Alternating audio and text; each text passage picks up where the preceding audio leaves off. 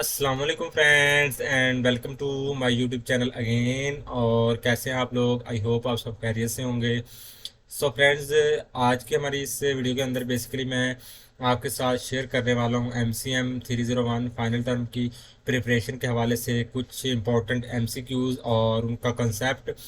और ये मैंने बेसिकली MCQs लेक्चर वाइज इनको कवर किया है। और जो भी एक लेक्चर में से जो इम्पोर्टेंट एमसीक्यूज बन सकते थे मैंने इसके बनाए, और इससे ताकि आपका जो है ना कंसेप्ट भी बिल्ड हो सके। और अगर इनमें से काफ़ी सारे अगर कुछ एमसीक्यूज आपके जो है फाइनल टर्म में रिपीट हो जाएं तो आप इजीली उनको कवर कर सकें। और अगर कोई रिपीट नहीं हो सकते, अगर वो डिफरेंट तरीके से जो है ना स्टेटमेंट्स का यूज़ में करता है, तो आप इजीली उनका जो है ना आंसर कर सकें। ठीक है जी। तो क्योंकि आप कंसेप्ट बिल्ड होंगे तो आप इजीली उसको सॉल्व कर लेंगे। ठीक है जी। इससे प्रीवियस से वीडियो में मैंने आपके साथ इसका सब्जेक्टिव पार्ट जो है ना वो शेयर किया, उसका लिंक मैं आपको डिस्क्रिप्शन में प्रोवाइड कर दूंगा, तो आप जाके वो वॉच कर सकते हैं। और फ्रेंड्स, अगर इससे प्रीवियस जो सब्जेक्टिव पार्ट और ये वीडियो अगर आप एक दफ़ा देख लेते हैं तो मैं इस बात की आपको गारंटी देता हूँ कि आप इजीली फाइनल टर्म को कवर कर लेंगे। ठीक है जी। तो फ्रेंड्स, स्टार्ट करते हैं हमारी आज की इस वीडियो को। तो फ्रेंड, मेरी आपके से एक छोटी सी रिक्वेस्ट है कि आप वीडियो को स्टार्ट से लेकर एंड तक वॉच किया करें, ताकि आपके all to all concept easily build हो सकें। ठीक है जी। तो हमारा लेक्चर नंबर 19 से ये स्टार्ट हो रहा है। तो मेकिंग ए गुड स्पीच। ठीक है जी। तो इसमें हमारे पास फर्स्ट जो एमसीक्यूज है वो देखें जी। What should you do you avoid doing during a speech, कि हम किस चीज़ से अवॉइड करते हैं ड्यूरिंग ए स्पीच, जब हम स्पीच कर रहे होते हैं। ठीक है जी। Making eye contact with the audience, reading your speech word by word, using gestures and emphasize points, maintaining a conversational style। तो इसमें बेसिकली ये जो हमारे पास बी इसका है ना वो इसका करेक्ट आंसर बनेगा, बिकॉज हम जो स्पीच के दौरान जो है ना reading your speech word by word इसको अवॉइड करते हैं। ठीक है जी। और बाकी जो है हमारे इसके जो है हमारे पास आंसर्स वो इसके उनको हम यूज़ में लाते हैं ड्यूरिंग दिस स्पीच। ठीक है जी। मेकिंग आई कांटेक्ट को भी है, क्योंकि आई कांटेक्ट को भी हमने बना के रखना होता है। ठीक है जी, स्पीच के दौरान। नेक्स्ट हमारे पास है जी, why is it important to maintain eye contact with your audience. कि ये क्यों इम्पोर्टेंट है कि हम आई कांटेक्ट को अपने ऑडियंस के साथ मेंटेन रखें। It helps you avoid distractions, it lessens your credibility, it helps keep listeners involved, it allows you to read your notes। तो ये बेसिकली हमारे पास सी इसका करेक्ट आंसर बनेगा, बिकॉज जब आई कांटेक्ट को मेंटेन रखने का मकसद असल में यही होता है कि जो है ना हमारी जो ऑडियंस है वो हमारी तरफ मुतवज्जो रहे। ठीक है जी।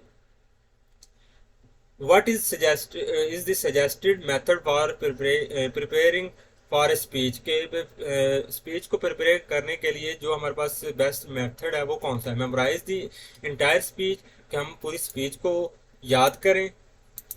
नेक्स्ट हमारे पास है जी बी जो इसका ऑप्शन है वो देखें जी। Write the speech word for word. ठीक है। और इसके बाद हमारे पास है use brief notes and highlighted key points, avoid rehearsing to sound natural. तो ये बेसिकली हम यूज ब्रीफ नोट्स का यूज करते हैं। ठीक है जी। एंड हाईलाइट की पॉइंट्स, जो हमारे पास की पॉइंट्स है ना उनको हम हाईलाइट कर लेते हैं स्पीच को प्रिपेयर करने के लिए। ठीक है जी। Effective speech preparation. नेक्स्ट हमारे पास लेक्चर नंबर 20 है। अब इसमें देखें जी, what is a key aspect of effective speech preparation.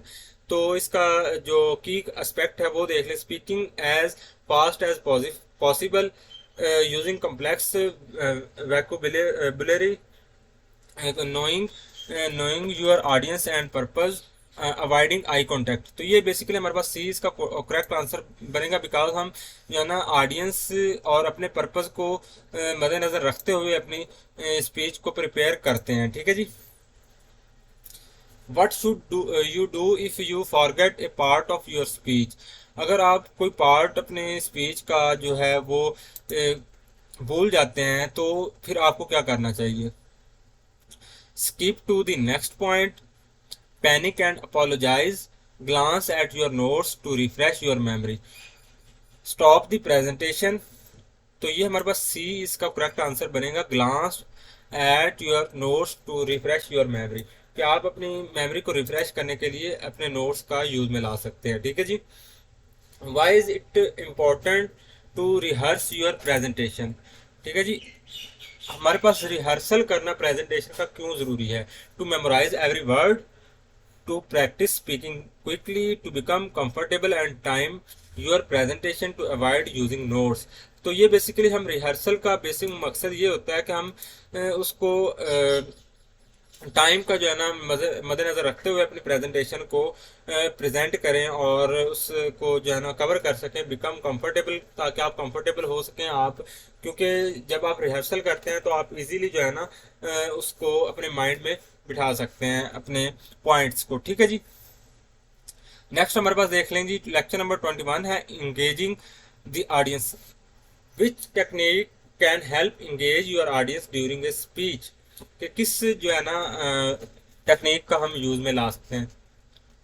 Speaking in a monotone, इसमें बेसिकली इसके ऑप्शन देखें जी। Speaking in a monotone voice, using humour appropriately, avoiding eye contact, reading directly from your notes.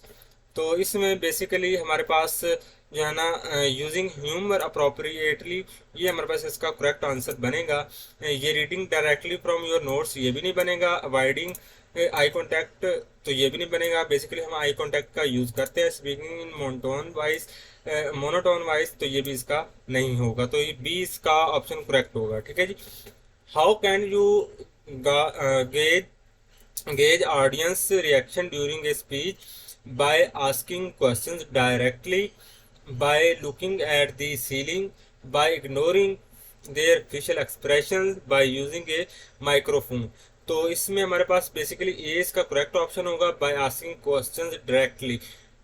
तो basically हम direct questions करके जो है ना अपनी ऑडियंस को एंगेज कर सकते हैं अपनी ऑडियंस को बाय आस्किंग क्वेश्चंस डायरेक्टली। ठीक है जी। तो नेक्स्ट हमारे पास नेक्स्ट जो इसका एमसीक्यूज है वो देख लें जरा। What should you avoid to maintain audience engagement?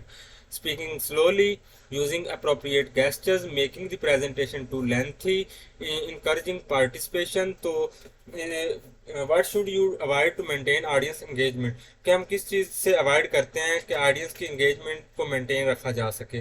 तो हम making the presentation too lengthy, ठीक है ना, तो इस चीज़ का हम ख्याल रखते हैं, इस चीज़ से अवॉइड करते हैं कि हम अपनी प्रेजेंटेशन को टू लेंथी ना बनाएं ताकि हमारी ऑडियंस कहीं बोर ना हो जाए। ठीक है जी। नेक्स्ट हमारे पास है जी लेक्चर नंबर 22 विजुअल एड्स। इसके रिलेटेड कुछ हमारे पास एमसीक्यूज देख लें जरा। What is major benefits of using visual aids in presentation?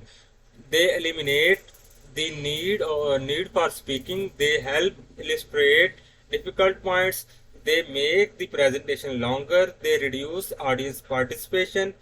तो ये हमारे पास बेसिकली इसका बी जो है ना वो करेक्ट आंसर बनेगा।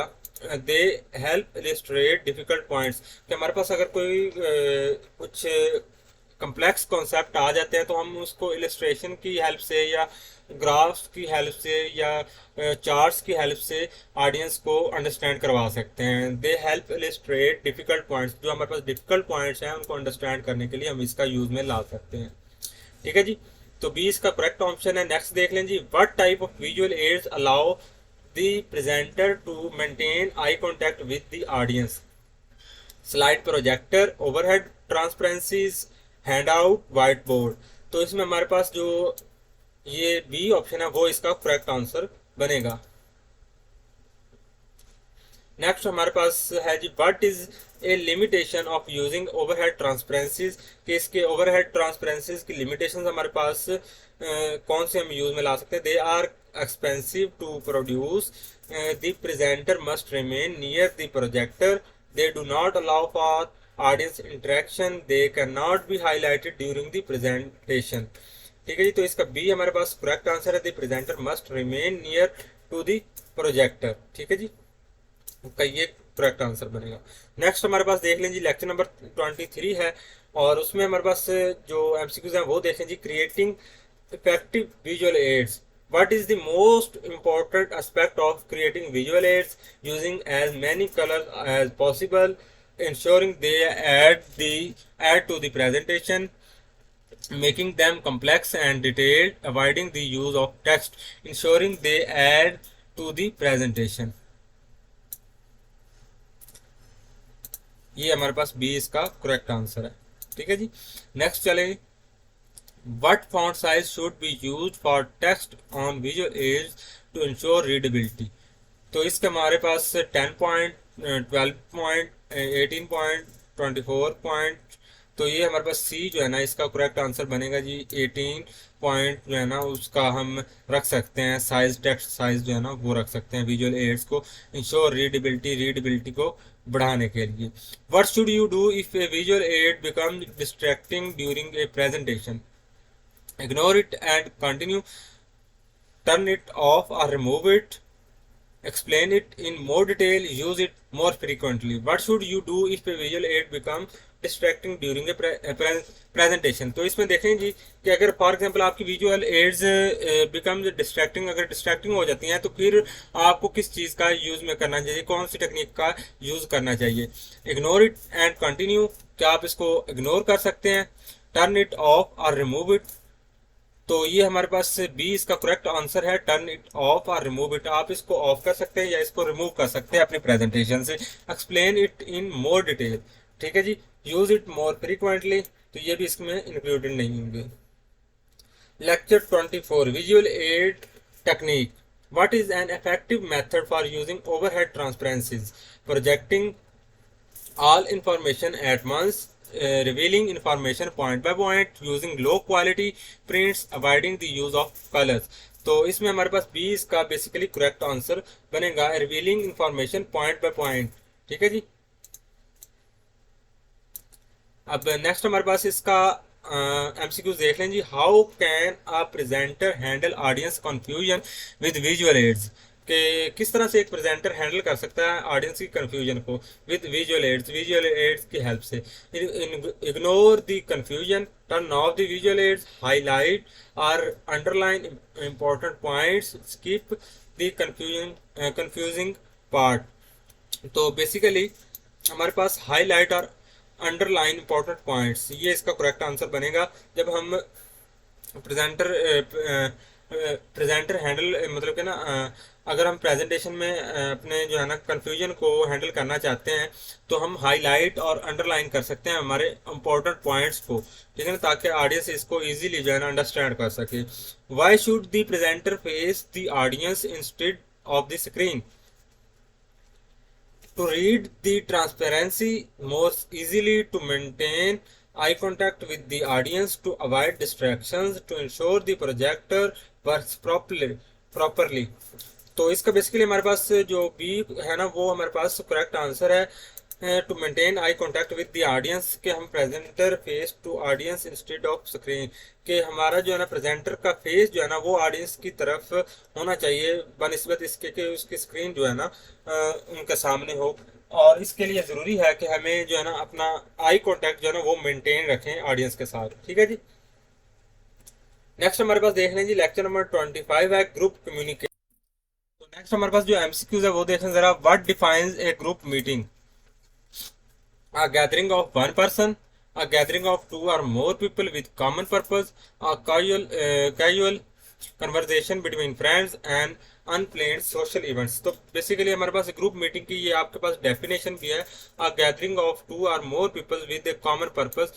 तो ये हमारे पास बी इसका करेक्ट आंसर बनेगा। ठीक है जी। नेक्स्ट हमारे पास देख लें जी। What is the first stage of group formation? तो ये हमारे पास स्ट्रॉमिंग, नॉर्मिंग, फॉर्मिंग, परफॉर्मिंग। तो इसके हमारे पास सी जो है ना वो करेक्ट इसका आंसर बनेगा। नेक्स्ट देख लें जी। फ्रेंड्स अगर आपको ये वीडियो अच्छी लग रही हो तो काइंडली इसको लाइक ज़रूर कर दें और चैनल को भी सब्सक्राइब कर दें। तो नेक्स्ट देखें जी। Which stage involves resolving conflicts and establishing acceptable conduct? तो इसमें भी हमारे पास जो सी इसका ऑप्शन है वो करेक्ट बनेगा, नॉर्मिंग। तो ये आपने कुछ पॉइंट्स माइंड में रख लेने हैं। ठीक है जी। नॉर्मिंग और फॉर्मिंग और स्टॉर्मिंग, ये बेसिकली किस तरह से इनके क्या डेफिनेशंस हैं और इनका असल जो है ना मकसद क्या होता है, मतलब कि इनकी का जो कंसेप्ट है वो आपने माइंड में रखना है। ठीक है जी। लेक्चर नंबर 26 है जी, effective group communication. What is the main goal during the performing stage of group formation? Establishing roles, resolving conflicts, achieving the group's goals, forming relationships. Next इसका जो हमारे पास करेक्ट आंसर जो बनेगा वो अचीविंग दी group goals. ठीक है ना, ये इसका करेक्ट आंसर बनेगा, सी। और नेक्स्ट हमारे पास एमसीक्यूज देख लें जी। Which technique is useful for enhancing group communication, के कौन सी टेक्निक है जो यूजफुल हो सकती है ग्रुप कम्युनिकेशन को इनहांस करने के लिए। Avoiding eye contact, encouraging participation from all members, allowing one person to dominate, ignoring conflicts, encouraging participation from all members, के ऑल मेंबर्स में से पार्टिसिपेशन, ऑल मेंबर्स जो है ना इसमें पार्टिसिपेट करें। ठीक है ना, तो इसका बी इसका करेक्ट आंसर बनेगा।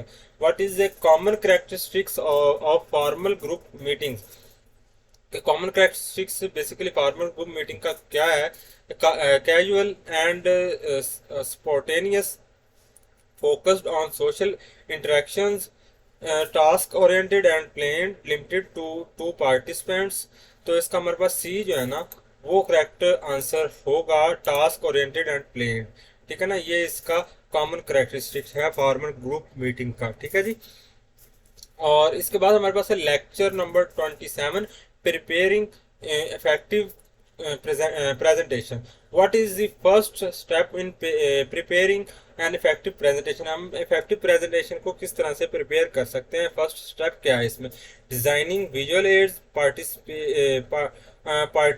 participating the partitioning the speech और analysing the audience, writing the conclusion. तो इसमें हमारे पास जी सी जो है ना वो इसका करेक्ट आंसर बनेगा, एनालाइज द आइडियंस। फर्स्ट हमें आइडियंस को एनालाइज करना पड़ेगा कि हम कौन सी ऐसी आइडियंस है जिसके सामने ये सब पेश कर रहे हैं, स्पीच करना चाहते हैं, प्रेजेंटेशन देना चाहते हैं। ठीक है जी, तो सी इसका करेक्ट आंसर होगा। नेक्स्ट हमारे पास देख लें जी, what is it important to know your audience when preparing a presentation, to determine the length of the presentation, to select appropriate content and delivery style, to create complex visual aids, to ensure your speak quickly। तो इसका हमारे पास B जो है ना वो इसका correct answer, to select appropriate content and delivery style. क्या आपने अप्रोप्रिएट कंटेंट जो है ना वो सिलेक्ट करना है और डिलीवरी स्टाइल आपको माइंड में रखना होगा प्रेजेंटेशन देते वक्त या प्रिपेयर करते वक्त। ठीक है जी, ये हमारे पास इंपॉर्टेंट है। तो ये हमारे पास इसका बी आंसर जो है ना वो इसका करेक्ट है।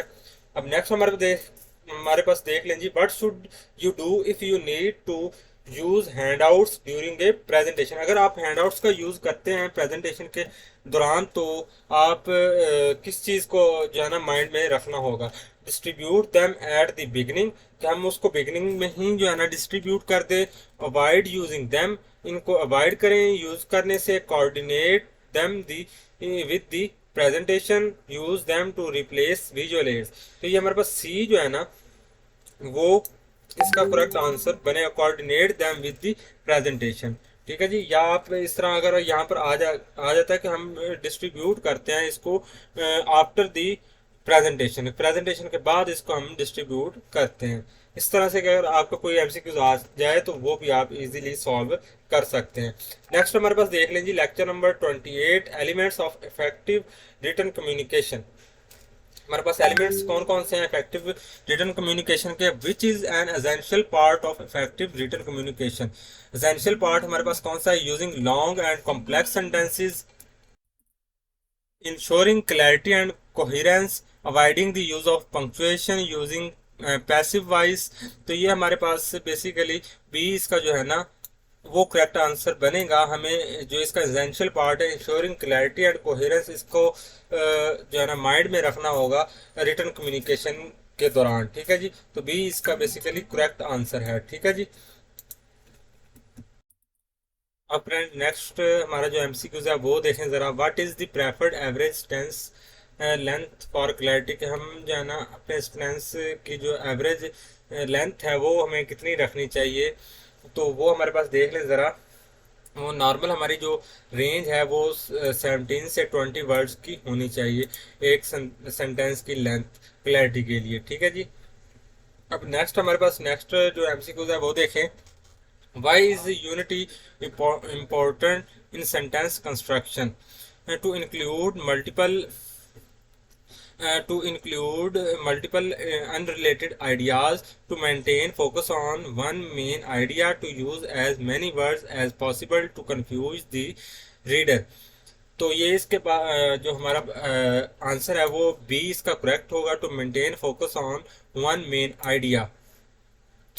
कि हम जो है ना जब सेंटेंस सेंटेंस की कंस्ट्रक्शन करें तो हमारे पास जस्ट जो है ना हम वन मेन आइडिया पर ही फोकस करें, ठीक है जी। अब नेक्स्ट देखें जी, लेक्चर नंबर 29 है preparing for effective business writing. तो हमारे पास देखें, what is the main purpose of a direct request letter? To provide background information, to make a clear and direct request, और to introduce the writer, to avoid asking for anything. तो इसमें हमारे पास जो मेन पर्पस होता है direct request letter का वो होता है to make a clear and direct request. हम क्लियर और डायरेक्ट रिक्वेस्ट करते हैं, ठीक है जी। बी इसका करेक्ट आंसर बनेगा, ठीक है जी। Which stage is the first in the preparation of effective business writing? कि हमारे पास फर्स्ट जो स्टेज है इफेक्टिव बिजनेस राइटिंग की प्रिपरेशन में वो कौन सी है? तो वो हमारे पास है, इसमें देखें जी, drafting, proof reading, planning, editing. तो प्लानिंग हमारे पास फर्स्ट स्टेज होती है कि हम फर्स्ट पे प्लान करते हैं, ठीक है जी, इफेक्टिव बिजनेस राइटिंग के लिए। What is the primary focus during the planning stage of business writing? Writing the first draft, organising the content, considering the reader and determining the purpose, proof reading the document. तो हमारे पास इसका जो correct answer बनेगा वो considering the reader and determining the purpose. कि हम reader को कंसीडर करते हैं और पर्पस को डिटरमाइन करते हैं, ठीक है जी। तो सी इसका करेक्ट आंसर बेसिकली बनेगा, ठीक है जी। नेक्स्ट हमारे पास देखें जी, what should be determined first during the planning stage? कि हम किस चीज़ को डिटरमाइन करते हैं फर्स्ट पे जब हम प्लानिंग स्टेज पर हों? The main idea of the message, the purpose of the message, the readers background, the tone of the message. तो बेसिकली हम जो प्लानिंग स्टेज पर है ना वो हम डिटरमाइन करते हैं पर्पस ऑफ द मैसेज को, ठीक है ना। कि बेसिकली हमारे मैसेज का पर्पस क्या है, मकसद क्या है हमारे मैसेज का। तो ये हमारे पास बी इसका करेक्ट आंसर होगा, ठीक है जी। अब नेक्स्ट देखें जी, हमारे पास नेक्स्ट एमसीक्यूज देखें। Which stage involves outlining the topics to include in the document? Planning, organising, drafting, editing. तो इसमें हमारे पास ऑर्गेनाइजिंग इसका करेक्ट आंसर। तो ये हमारे पास बी इसका जो है ना वो करेक्ट आंसर है, ऑर्गेनाइजिंग, ठीक है जी। और अब नेक्स्ट हमारे पास देख लें जी, नेक्स्ट जो एमसीक्यूज है, what is the purpose of the editing stage in business writing? के एडिटिंग स्टेज पर जो पर्पस होता है वो क्या होता है एडिटिंग स्टेज का? To outline the topics, to draft the initial message, to evaluate the improve the document, to consider the reader background. तो बेसिकली हमारे पास जो हम डॉक्यूमेंट की एडिटिंग करते हैं उसका मकसद क्या होता है? इवेलुएट करना, इम्प्रूव करना हमारे डॉक्यूमेंट को और उसको इंगेजिंग बनाना, ठीक है ना। तो इसका सी जो है ना वो करेक्ट ऑप्शन होगा। अब नेक्स्ट हमारे पास जो है lecture number 30, writing effective business letters. Which of the following is an essential part of business letter? Greeting card, subject line, visual aids, bibliography. तो ये हमारे पास इसका जो बी है ना वो इसका करेक्ट आंसर होगा, सब्जेक्ट लाइन, ठीक है जी। तो ये हमारे पास इसका करेक्ट आंसर है, ठीक है जी। अब नेक्स्ट हमारे पास देखने, what should be included in the subject line of a business letter? कि जो हमारे पास सब्जेक्ट लाइन होती है बिजनेस लेटर की उसमें क्या इंक्लूडेड होता है? The sender address, the recipient name, a few words indicating the main subject, a personal message। तो ये हमारे पास basically a few words indicating the main subject, जो हमारे पास few words होते हैं बेसिकली मेन सब्जेक्ट के, वो इसमें इंक्लूडेड होते हैं। तो इसका सी जो है ना वो इसका करेक्ट आंसर बनेगा, ठीक है जी। जी अब नेक्स्ट हमारे पास देखें जी, नेक्स्ट हमारे पास एमसीक्यू कौन सा है, where the subject line is typically placed in a business letter. क्या हमारे पास जो सब्जेक्ट लाइन होती है उसको हम कहाँ पर प्लेस्ड करते हैं बिजनेस लेटर में? Above the salutation, below the inside address, at the very top of the page, at the end of the letter। तो इसमें हमारे पास जो इसका करेक्ट आंसर है बिलो द इनसाइड एड्रेस, जो हमारे पास इनसाइड एड्रेस होता है ना उसके बिल्कुल नीचे हम इसको प्लेस करते हैं। तो इसका आंसर हमारे पास बेसिकली आ जाएगा बी जो है ना, सॉरी बी नहीं, इसका जो सॉरी हाँ बी ही हमारे पास इसका करेक्ट आंसर बनेगा। ठीक है जी। तो अब नेक्स्ट हमारा जो एमसीक्यूज है वो देख लें ज़रा। तो उसमें हमारे पास है जी, what is the main advantage of using a subject line in a business letter. कि हम जो सब्जेक्ट लाइन यूज करते हैं बिजनेस लेटर में इसका मेन एडवांटेज क्या होता है? It makes the letter look longer, it directs the readers throughout thoughts to the matter in hand, it replaces the need for salutation, it eliminates the need for a closing statement। तो ये हमारे पास 20 का जो है ना वो correct answer इसका होगा। ठीक है जी। तो ये हमारे पास इसका 20 का करेक्ट आंसर है। नेक्स्ट हमारे पास देख लें जी, how should the reference initials be formatted in a business letter? They should be written in capital letters, they should be placed at the top of the letter, they should be typed 1 or 2 lines below the signature, they should be included in the subject line। तो हमारे पास जो इसका correct answer बनेगा वो होगा दे should B typed 1 or 2 lines below the signature. तो ये हमारे पास इसका करेक्ट आंसर होगा। नेक्स्ट हमारे पास देख लें जी, lecture number 31, business memos and reports. What is a memo? primarily use for within an organisation. कि हम मेमो का बेसिक यूज किस लिए करते हैं विद इन ऑर्गेनाइजेशन? ऑर्गेनाइजेशन के अंदर external communication, communicating with other within the organisation, और advertising products, issuing press releases. तो बेसिकली हमारे पास इसका जो है ना ये बी जो है वो इसका करेक्ट आंसर बनेगा, या हम इसको in simple word internal communication भी कह सकते हैं। ठीक है जी। Which of the following headings is typically included in a memo? हम बेसिकली कौन सी जो हेडिंग्स हैं वो मेमो में इंक्लूड करते हैं? तो वो हमारे पास dear sir madam, to from date subject, best record, sincerely. तो बेसिकली हम जो मेमो होता है ना उसमें ये जो बी ऑप्शन है ना वो हमारा करेक्ट होगा, टू फ्रॉम डेट सब्जेक्ट ये यूज में लाते हैं। ठीक है जी। नेक्स्ट हमारे पास देख लें जी, best sorry to from date subject. क्या हम एक तो हमारे पास टू होता है किस की तरफ से, और फ्रॉम मतलब कि टू किसको हम ये कर रहे हैं, और फ्रॉम किसकी तरफ से है। ठीक है जी।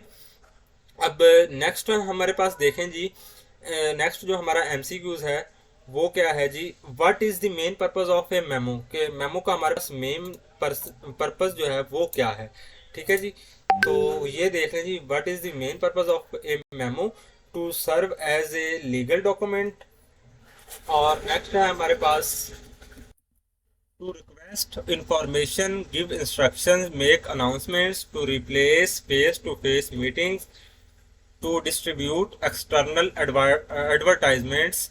तो इसका बेसिकली हमारे पास जो करेक्ट आंसर है वो बी है, to request information, give instruction, make announcements. अगर हमने मेमो का जो पर्पस होता है बेसिकली वो कोई इंफॉर्मेशन की रिक्वेस्ट करने के लिए हम यूज में लाते हैं, गिव इंस्ट्रक्शन अगर कोई हमने इंस्ट्रक्शन देनी हो विद इन दी ऑर्गेनाइजेशन तो फिर हम मेमो का यूज करते हैं, या हम कोई अनाउंसमेंट बनाना चाहते हो तो उसके लिए मेमो का यूज में लाते हैं। ठीक है जी। तो इसका हमारे पास बेसिकली ये बी जो है वो करेक्ट आंसर है। अब नेक्स्ट देख ले हमारे पास, which type of report is useful for representing a limited amount of information? कि कौन सी जो हमारे पास रिपोर्ट होती है जो हमारे पास यूजफुल होती है presenting a limited amount of information, जिसमें हम इंक्लूड करें लिमिटेड अमाउंट ऑफ इंफॉर्मेशन का इंक्लूड करते हैं। तो comprehensive report, letter report, research report, feasibility report. तो ये बेसिकली हमारे पास बी इसका करेक्ट ऑप्शन है। जो हमारे पास लेटर रिपोर्ट होती है ना वो यूजफुल होती है for limited amount of information.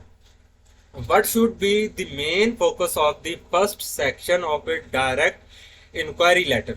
Closing statement, primary request and secondary request, background information, contact information, तो इसमें हमारे पास जो primary request and secondary request है वो इसका करेक्ट आंसर होगा। ठीक है जी, ये देखेंगे ये हमारे पास होगा। नेक्स्ट हमारे पास लेक्चर नंबर 32 है visual aids in presentation. What is one of the primary benefits of using visual aids in presentations. तो हमारे पास जो प्राइमरी बेनिफिट होता है विजुअल एड्स का प्रेजेंटेशन में वो क्या होता है, making the presentation longer, distracting the audience, enhancing understanding of the topic, reducing the need for a speaker. तो ये बेसिकली हमारे पास इन्हांस करने के लिए, क्योंकि बेसिकली विजुअल एड्स का हम यूज किस लिए लाते हैं, हम किसी टॉपिक को इजीली अंडरस्टैंड करवाने के लिए अपनी ऑडियंस को विजुअल एड्स का यूज में लाते हैं। तो इसमें हमारे पास बेसिकली ये होगा enhancing understanding of the topic. तो ये सी इसका करेक्ट ऑप्शन होगा। नेक्स्ट हमारे पास है which visual aid is known for providing the highest quality images, overhead transparencies, 35 mm slides और फ्लिप चार्ट्स, व्हाइट बोर्ड्स। तो ये हमारे पास सी इसका जो है ना, सॉरी बी इसका जो है ना वो करेक्ट आंसर होगा 35 mm slides. What is the recommended length for video segments used in presentation. कि हमारे पास रिकमेंडेड लेंथ कितनी होनी चाहिए वीडियो सेगमेंट की जो प्रेजेंटेशन में हम यूज में लाते हैं। 1 to 2 minutes, 3 to 4 minutes, 5 to 10 minutes और 15 to 20 मिनट्स। तो हमारे पास इसका आंसर जो है ना वो बेसिकली 5 to 10 मिनट्स का होता है। ठीक है जी, तो सी इसका जो है ना वो करेक्ट आंसर होगा।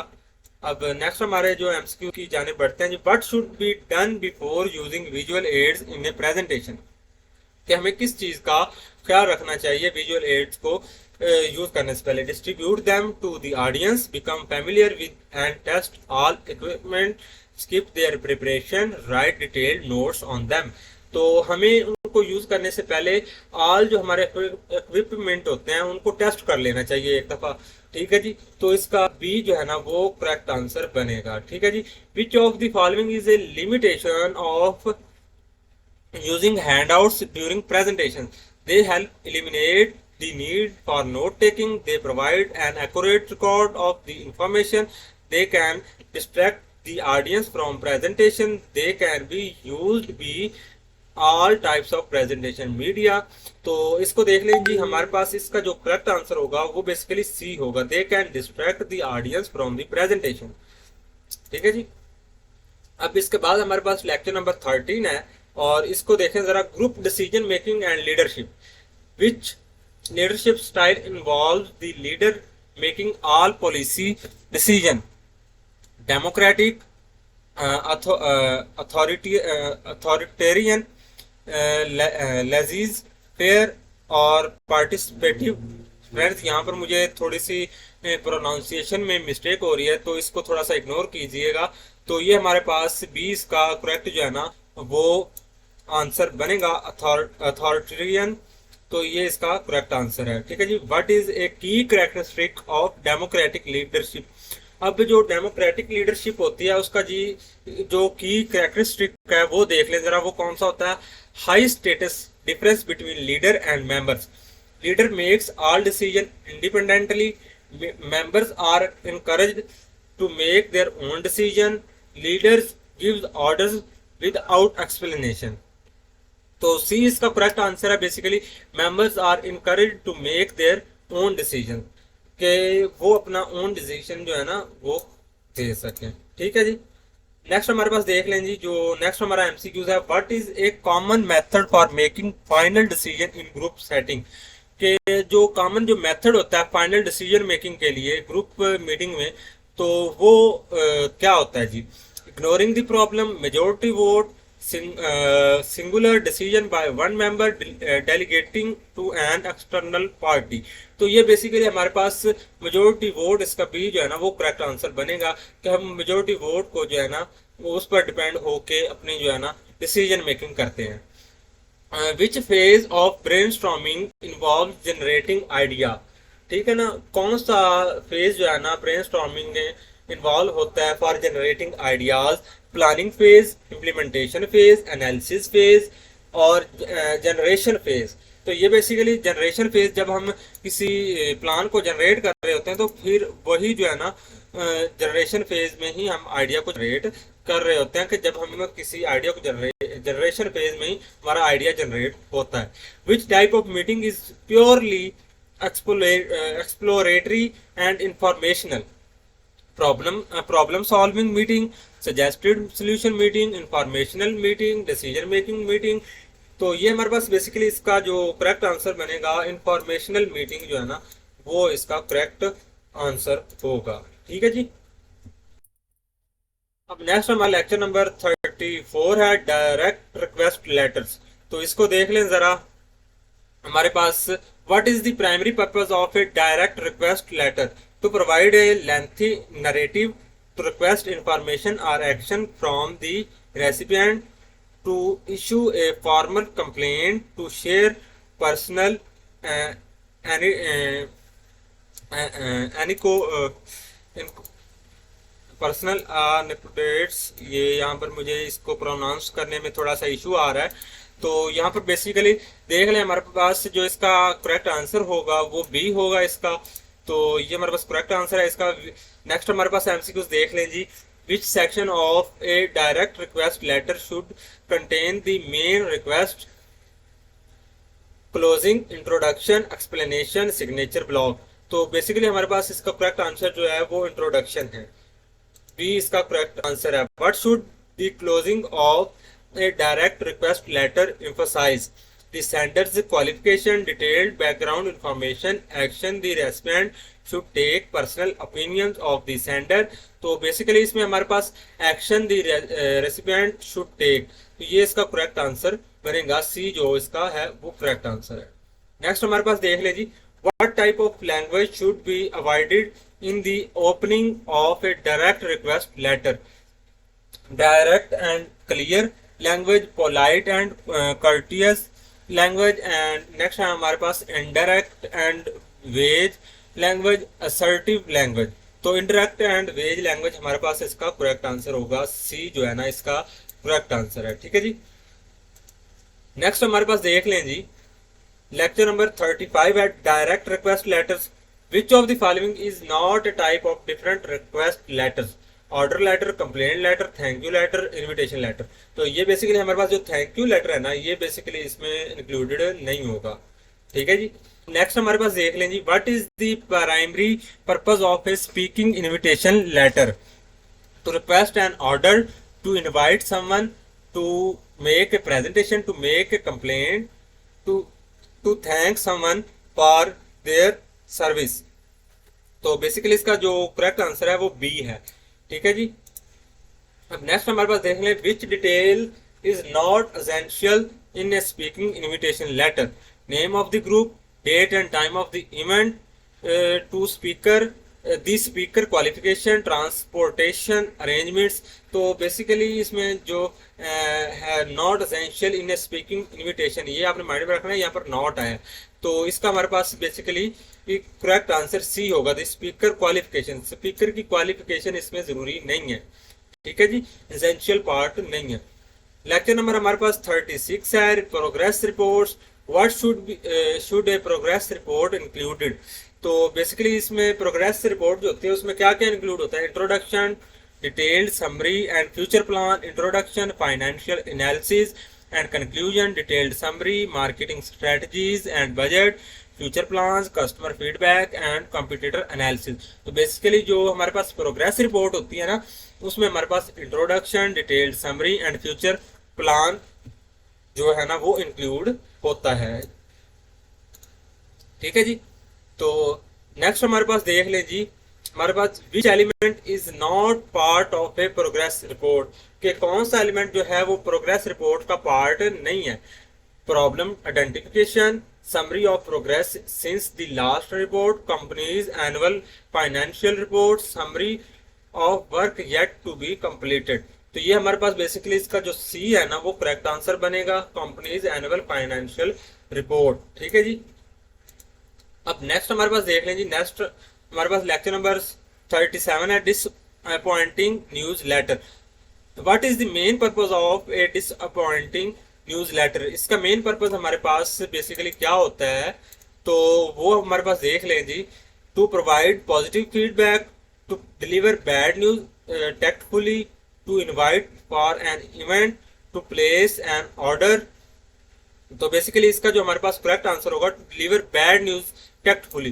टेक्टफुली के साथ आपने जो है ना बैड न्यूज को डिलीवर करना है, ठीक है जी। और ये हमारे पास इसका जो है बी इसका करेक्ट आंसर है। अब नेक्स्ट हमारे पास देख लें जी। नेक्स्ट एमसीक्यूज है, which of the following is a characteristics of an effective disappointing news letter? Directly stating the bad news in the first sentence, avoiding the main point until the end, using a buffer to ease into the bad news, being vague about the bad news। तो C इसका basically हमारे पास correct answer है, using a buffer to ease into the bad news। ठीक है जी, ये हमारे पास इसका करेक्ट आंसर है। नेक्स्ट हमारे पास सिलेक्शन नंबर 38 है, sales letter. What is the primary objective of a sales letter? कि हमारे पास जो सेल्स लेटर होता है इसका प्राइमरी जो ऑब्जेक्टिव होता है वो क्या होता है, मेन पर्पस क्या होता है? To express disappointment, to persuade the reader to buy a product और service, to inform the reader of an event, to request feedback. तो बेसिकली जो हमारे पास सेल लेटर होता है ना, ये हमारे पास यूज में आता है to persuade the reader to buy a product और सर्विस। तो इसका बी जो है ना वो इसका करेक्ट आंसर होगा, ठीक है जी। Which of the following is not a key element of a sales letter? के कौन सा ऐसा एलिमेंट है जो की एलिमेंट नहीं है सेल्स लेटर का? Attention grabbing opening, detailed company history, persuasive body, call to action. तो डिटेल्ड कंपनी हिस्ट्री ये इंक्लूड नहीं होती सेल्स लेटर में, ठीक है जी। लेक्चर नंबर 39 है हमारे पास, persuasive messages. What technique is often used in processive messages to connect with the audience? Presenting only logical arguments, ignoring the audience needs, using emotional appeals and anecdotes, or avoiding vivid language। तो ये हमारे पास जो इसका correct answer है वो ये है, सी ऑप्शन जो है ना वो इसका करेक्ट आंसर है, ठीक है। नेक्स्ट हमारे पास देख लें, which is not a common mistake in persuasive arguments. तो इसके हमारे पास ऑप्शंस देख लें जी। Using an up front hard sell, resisting compromise, relying solely on great arguments, including multiple persuasive points. तो ये हमारे पास डी इसका करेक्ट आंसर है, इंक्लूडिंग मल्टीपल प्रोसेसिव पॉइंट्स, ठीक है जी। अब नेक्स्ट हमारे पास देख लें जी। बेसिकली लेक्चर नंबर 40 है हमारे पास, employment messages and resumes. What should a chronological resume highlighted? Skills and accomplishment, employment continuity and stability, hobbies and interests, future career goals। तो जो हमारे पास क्रोनोलॉजिकल रिज्यूम हाईलाइटेड होते हैं उसमें हमारे पास जो होता है एम्प्लॉयमेंट कंटिन्यूटी एंड स्टेबिलिटी ये इंक्लूडेड होती है, ठीक है जी। इसके बाद हमारे पास जो नेक्स्ट एमसीक्यूज है वो देख लें। While section is not typically included in A resume, which section is not typically included in resume? के कौन सा ऐसा सेक्शन है जो इंक्लूड नहीं होता हमारी रिज्यूम के अंदर? तो basically name and address, career objectives, annual salary, work experience. तो बेसिकली जो रिज्यूमे होता है ना उसमें हमारे पास जो कैरियर ऑब्जेक्टिव होता है ना वो इंक्लूड नहीं होता। लेक्चर नंबर 41 है, राइटिंग प्रोसेसिव मैसेजेस।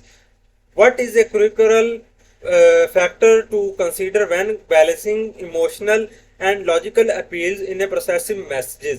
तो the readers literacy level, the actions you wish to motivate, the colour of the paper, the length of the messages.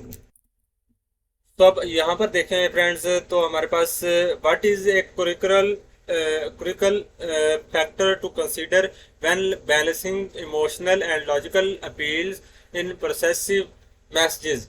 The reader's literacy level, the action you wish to motivate, the color of the paper, the length of the messages। तो इसमें हमारे पास basically इसका जो B option है ना वो इसका करेक्ट ऑप्शन है, the action you wish to motivate। What should you avoid to ensure logical support in your processive message?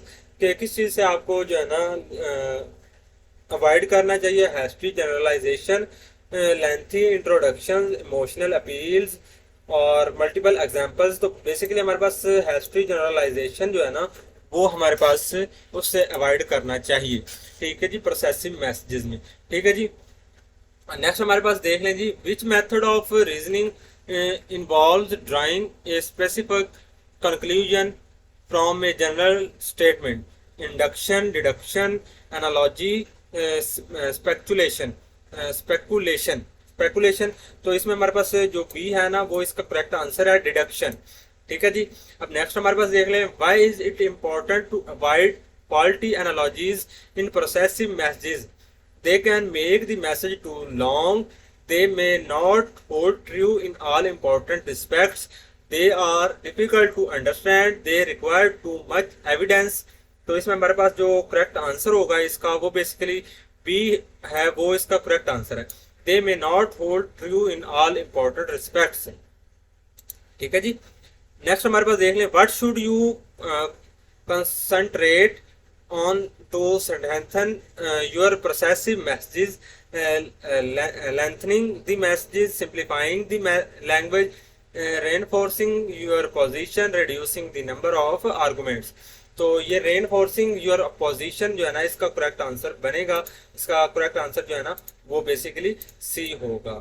ठीक है जी, इसको यहाँ से मैं हाईलाइट कर देता हूँ। नेक्स्ट हमारे पास देख लें जी, राइटिंग प्रोसेसिव मैसेजेस कंटिन्यू जो है ना, ये हमारे पास यही टॉपिक नेक्स्ट हमारे पास कंटिन्यू है नेक्स्ट लेक्चर में, लेक्चर नंबर 42 में।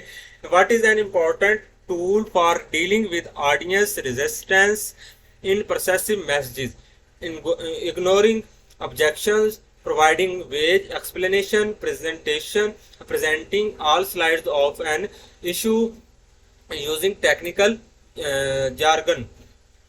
तो ये हमारे पास सी इसका करेक्ट आंसर है। अच्छा जी, अब नेक्स्ट देखें हमारे पास, what is a common mistake to avoid in persuasive messages, कि कौन सी कॉमन मिस्टेक है जिससे हमें अवॉइड करना चाहिए। Using simple language, relying solely on great argument और engaging the audience emotionally including factual information. तो ये हमारे पास बी जो है ना वो इसका करेक्ट आंसर होगा, relying solely on great arguments. Next हमारे पास देख लें जी, What type of appeal calls on human reason in processive arguments? Emotional appeal, logical appeal, personal appeal, ethical appeal, logical appeal। तो ये इसमें हमारे पास बेसिकली जो करेक्ट आंसर है ना वो लॉजिकल अपील है। ठीक है जी, What type of appeal calls on human reason in processive arguments? तो ये इसका बी करेक्ट ऑप्शन होगा। ठीक है जी, नेक्स्ट हमारे पास है, Why should you avoid setting out a strong position at the start of processive message? तो यहाँ पर देखें जो हमारे पास ऑप्शंस अवेलेबल हैं, it can make the message too long, it gives potential opponents something to fight against, it may confuse the audience, it reduces the emotional impact. तो ये हमारे पास बेसिकली इसका जो बी है ना वो करेक्ट आंसर बनेगा, it gives potential opponents something to fight against. ठीक है जी, What should be included to make an argument appear more credible? History generalization, emotional anecdotes, common ground with the audience, lengthy explanation। तो ये हमारे पास सी जो है ना इसका करेक्ट आंसर है, कॉमन ग्राउंड विद ऑडियंस। ठीक है ना, ये इसका करेक्ट आंसर है। नेक्स्ट हमारे पास देख लें जी, लेक्चर नंबर 43 से 45 तक जो हमारे पास नेक्स्ट हमारे पास जो एमसीक्यूज हैं वो यहाँ पर कवर्ड हैं। What is the primary purpose of resume.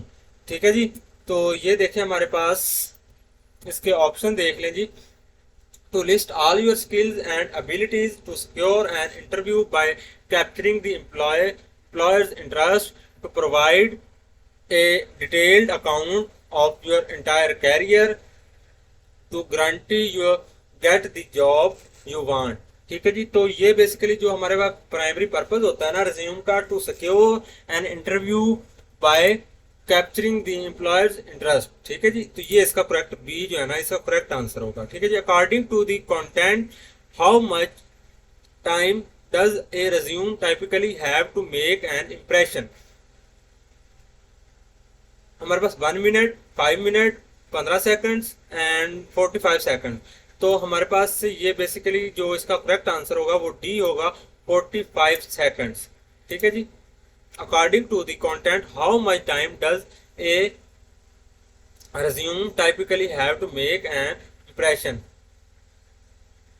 तो 45 सेकंड हमारे पास बेसिकली होता है time. Which section of the resume should be prepared with clarity of thought and specificity to generate immediate interest? Work experience. देखिए यहाँ पर हमारे पास जो नेक्स्ट हमारे पास जो एमसीक्यूज है उसकी स्टेटमेंट कुछ इस तरह से है। विच section of the resume should be prepared with clarity of thought and specificity to generate immediate interest? Work experience, career objective, or summary of qualification, education and training, personal data। तो ये इसमें हमारे पास जो करेक्ट आंसर होगा वो B होगा इसका, कैरियर ऑब्जेक्टिव और समरी क्वालिफिकेशंस। ठीक है जी। नेक्स्ट हमारे पास देख लें, what is a critical advantage of the chronological resume format? कि हमारे पास क्रिटिकल इसका जो एडवांटेज है क्रोनोलॉजिकल रिज्यूम फॉर्मेट का वो क्या है? It emphasizes skills and accomplishment, it highlights growth and career progression, it D emphasises lengthy unemployment, it emphasises relevant skills. तो ये बेसिकली हमारे पास जो होता है ना उसका एडवांटेज क्रोनोलॉजिकल रिज्यूम का वो होता है, it highlights growth and career progression, के जो हमारे पास जो ग्रोथ होती है ना कैरियर ग्रोथ, उसको ये हमारे पास हाईलाइट करता है, और कैरियर प्रोग्रेस जो हमारे कैरियर की प्रोग्रेस है उसको हाईलाइट करती है। ठीक है जी। तो बी इसका बेसिकली करेक्ट आंसर है। ठीक है जी। अब नेक्स्ट हमारे पास देख लें जी, in a functional resume what is primarily emphasized? कि हमारे पास जो फंक्शनल रिज्यूम होती है उसका बेसिक जो है ना क्या पर्पस होता है? Detailed job description, list of skills and accomplishment, work experience in chronological order, education background. So इसमें जो फंक्शनल रिज्यूम होती है ना इसमें जो list of skills and accomplishment included होती है। तो इसमें हमारे पास जो बी है ना वो इसका करेक्ट आंसर है। ठीक है जी। When when listing work experience in a resume, which order is generally preferred? कि जब हम लिस्ट कर रहे हो वर्क एक्सपीरियंस इन रिज्यूम, अपने वर्क एक्सपीरियंस को रिज्यूम के अंदर, which order is generally preferred, कि कौन सा ऑर्डर हमें बेसिकली यूज करना चाहिए? Chronological order, alphabetical order, order of importance, functional skills attend. तो बेसिकली हमें क्रोनोलॉजिकल ऑर्डर जो है ना वो उसमें यूज करना चाहिए। ठीक है जी। तो इसका हमारे पास जो ए ऑर्डर है ना, ए जो ऑप्शन है ना वो इसका करेक्ट आंसर होगा। What should be included in the education and training section of a resume? List of hobbies and interests, work experience and accomplishment, latest educational level first, working backward, personal achievement. तो इसमें हमारे पास जो education and training section of resume में हमने जो include करना होता है वो होता है work experience, latest educational level first, work backward. तो ये हमारे पास सी इसका करेक्ट आंसर होगा। नेक्स्ट हमारे पास देख लें जी, व्हाट इज ए की feature of the functional resume that can be advantageous for certain job seekers? It highlights the most recent job first, it emphasizes skills and de-emphasizes job gaps, it provides a detailed account of all job responsibilities, it focuses on educational achievements। तो इसका basically हमारे पास जो correct answer है वो B है जी, it emphasizes skills and de emphasizes job gaps. ठीक है जी। तो ये हमारे पास बेसिकली इसका करेक्ट आंसर है। नेक्स्ट हमारा एमसीक्यू देख लेते हैं जी, when preparing for an interview what should you do first? कि जब आप इंटरव्यू के लिए प्रिपरेशन कर रहे हो तो आपको सबसे पहले क्या करना चाहिए? Formulate answers to likely questions, review your resume, find out about the interviewer, plan your outfit. तो बेसिकली हमने जब प्रिपेयर करना हो ना अपने इंटरव्यू के लिए तो ये हमारे जो बी है ना वो इसका करेक्ट आंसर बनेगा। रिव्यू योर रिज्यूम, हमें अपने रिज्यूमे को रिव्यू करना चाहिए। ठीक है जी। Which attribute is not considered a critical success factor? Employers look for proficiency in field of study, high emotional intelligence, a positive attitude toward work, an extensive list of hobbies. तो ये basically हमारे पास जो correct answer होगा वो इसका an extensive list of hobbies इसका correct answer होगा। ठीक है जी। तो फ्रेंड्स ये थे आज के हमारे कुछ एमसीक्यूज। ऑलमोस्ट आई थिंक ये 100 से अबव एमसीक्यूज थे जो मैंने आपको सॉल्व करवाए, और आई होप सो कि उसके साथ मैंने आपको कंसेप्ट भी दिया। आई होप सो कि आपको अंडरस्टैंडिंग होगी और आप फाइनल टर्म के लिए अच्छे से प्रिपेयर हो गए होंगे और अपने फाइनल टर्म को अच्छे से दे सकते हैं। तो फ्रेंड्स मेरी आपसे रिक्वेस्ट है, अगर आपको ये वीडियो पसंद आई हो तो काइंडली इसको लाइक और सब्सक्राइब ज़रूर कर दें, ताकि हर आने वाली न्यू वीडियो में आपको इसी तरह से मैं कंटेंट प्रोवाइड करता रहूँ। ठीक है जी। तो मिलते हैं हमारी नेक्स्ट वीडियो के अंदर, तब तक के लिए अपना ख्याल रखिएगा। अल्लाह हाफिज़।